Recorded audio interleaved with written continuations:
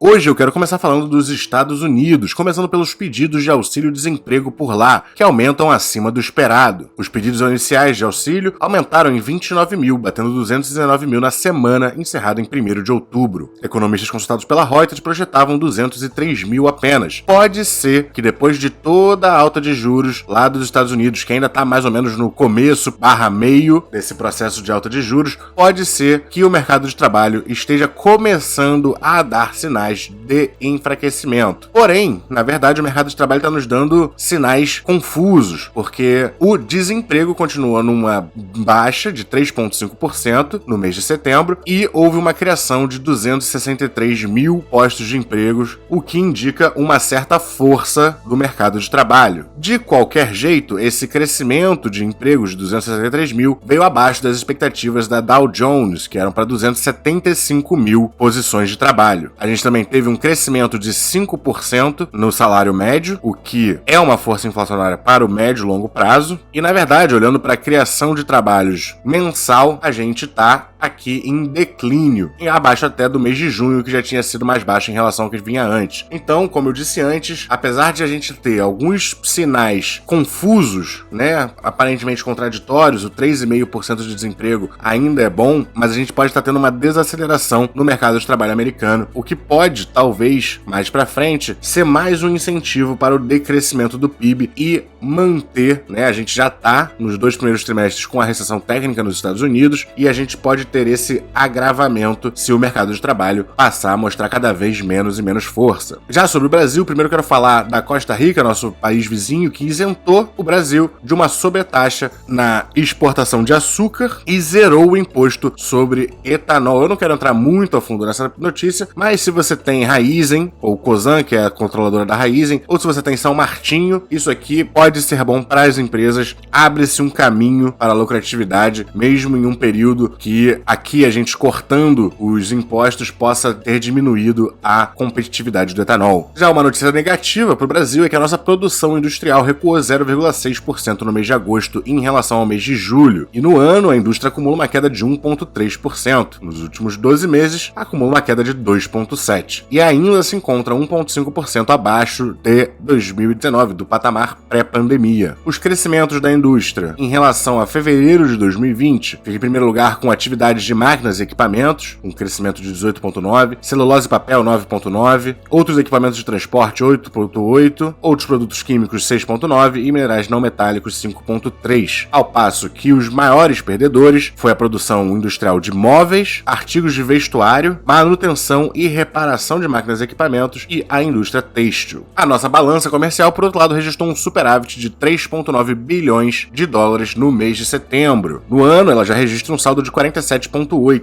Esse resultado acumulado vem de 253,8 bilhões de exportações e 205,9 bilhões de importações. E por final, quero falar da OPEC+, a Associação de Países dos Maiores Produtores de Petróleo do Mundo, que resolveu cortar a sua produção de petróleo em 2 milhões de barris por dia, com o objetivo de aumentar os preços e, de fato, eles conseguiram isso. Quando isso foi anunciado, o mercado do petróleo já reagiu, o petróleo já subiu, a gente vai ver o Brent lá na frente como reagiu. A gente vinha vendo o petróleo, o Brent, numa tendência de queda. Eu ainda colocaria ele numa tendência de queda, mas talvez a OPEC esteja começando a fazer movimentos para reverter isso, o que pode, e se eles conseguirem, vai ser mais uma grande força inflacionária para Estados Unidos e Europa principalmente, mas não só a eles, para todos os países do mundo. Afinal, todo mundo ainda precisa de petróleo. Hoje, na sexta-feira especificamente, a gente viu o S&P 500 despencando, sendo puxado principalmente pelo setor de tecnologia, porém com grandes quedas em todos os setores. Mas, olhando na performance da semana, houve uma alta na maioria dos setores. Acho que o destaque negativo da semana fica com a Tesla, que despencou 16%, né? 15,9%. Isso aqui devido a um pequeno crescimento na quantidade de veículos entregues, né? O mercado esperava um crescimento maior, então ela foi penalizada. No Ibovespa, a gente teve um movimento de alta muito forte, a gente ganhou 5,76% essa semana, mesmo com hoje, na sexta-feira, a gente caindo 1,01%. Após as eleições, houve um grande movimento de alta alta, e agora a gente se encontra aqui aos 116 mil pontos. O IFIX ultrapassou os 3 mil pontos também com mais uma semana de alta, várias semanas de altas seguidas para o IFIX,